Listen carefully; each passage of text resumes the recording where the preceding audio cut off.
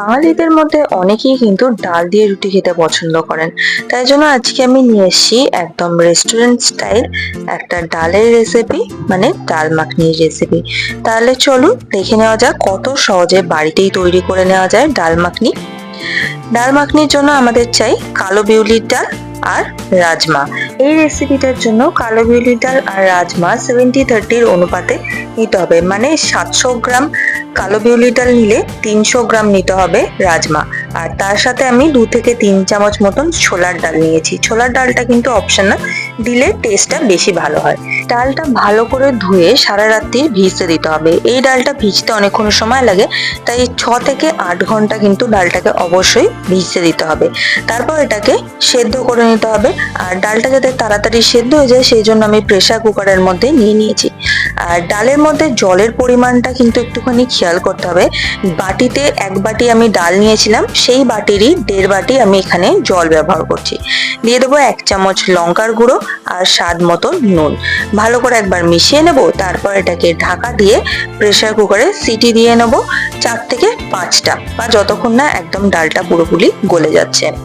তো ডালটা আমি বেশ ভালো করে সেদ্ধ করে নিয়েছি। একবার দেখিয়ে দিচ্ছি ডালটাকে। ঠিক এইরকম ভাবে সেদ্ধ হয়ে গেছে, এখনো এতটা জল এখানে বাকি রয়েছে।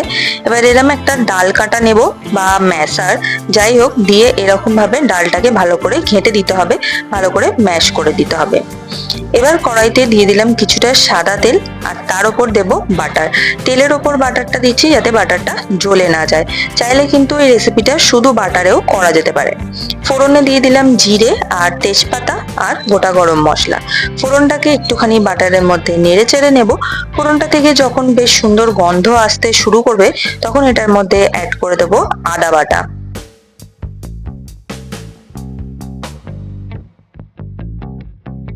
আদাটা এবার একটুখানি আমি ভেজে নেব, যতক্ষণ না আদাটা থেকে কাঁচা গন্ধ চলে যাচ্ছে।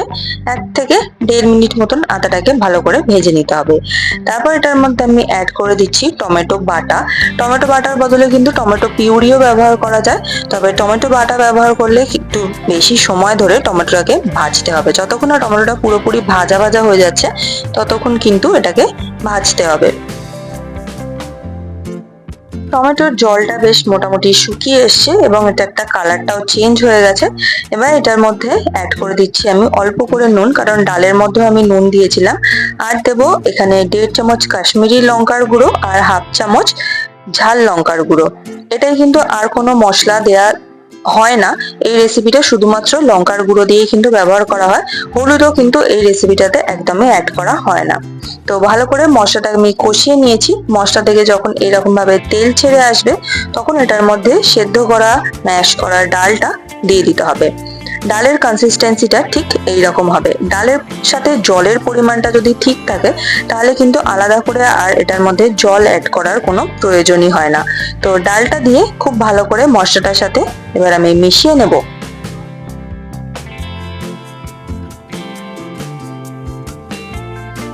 মশলার সাথে ডালটাকে বেশ ভালো করে আমি মিশিয়ে নিয়েছি। ডালটাকে এবার আমি ফুটিয়ে নেব, আর গ্যাসের ফ্লেমটা কিন্তু একটু লো করে দেবো। তো 3 থেকে 4 মিনিট মতন ডালটাকে ভালো করে ফুটিয়ে নিয়েছি। রেসিপিটা এবার একদম তৈরি হয়ে গেছে। আর শেষে অ্যাড করে দেব কসুরি মেথি, আমি এখানে পাউডার করে ব্যবহার করছি। আর দিয়ে দিচ্ছি একটুখানি গরম মশলার গুঁড়ো আর বেশ খানিকটা ফ্রেশ ক্রিম। ফ্রেশ ক্রিম যদি না থাকে তবে দুধ ব্যবহার করা যায়, কিন্তু ফ্রেশ ক্রিম দিলে এর আসল রেস্টুরেন্টের মতন একদম স্বাদ আসে। তো ফ্রেশ ক্রিমটা দিয়ে খুব ভালো করে এটাকে মিশিয়ে নেব, তাহলে কিন্তু এই রেসিপিটা রেডি হয়ে যাবে সার্ভ করার জন্য। ডালের কনসিস্টেন্সিটা কিন্তু ঠিক এইরকম রাখতে হবে। খুব বেশি পাতলাও নয়, আবার খুব বেশি ঘনও নয়, একদম আট করে নেওয়া যাবে না। ঠিক এইরকমই কনসিস্টেন্সিতে ডালটাকে নামাতে হবে, কারণ ঠান্ডা হওয়ার পর ডালটা কিন্তু একটু জমে যাবে। আর সার্ভ করার সময় সার্ভিং বোলের মধ্যে গরম থাকা অবস্থাতেই ওপর থেকে একটুখানি বাটার আর ফ্রেশ ক্রিম ছড়িয়ে দেব। রেস্টুরেন্ট স্টাইল ডাল মাখনি একদম রেডি হয়ে গেছে সার্ভ করার জন্য। রুটি, পরোটা বা তন্দুরি বা নানের সাথে এই রেসিপিটা কিন্তু দারুণ লাগে।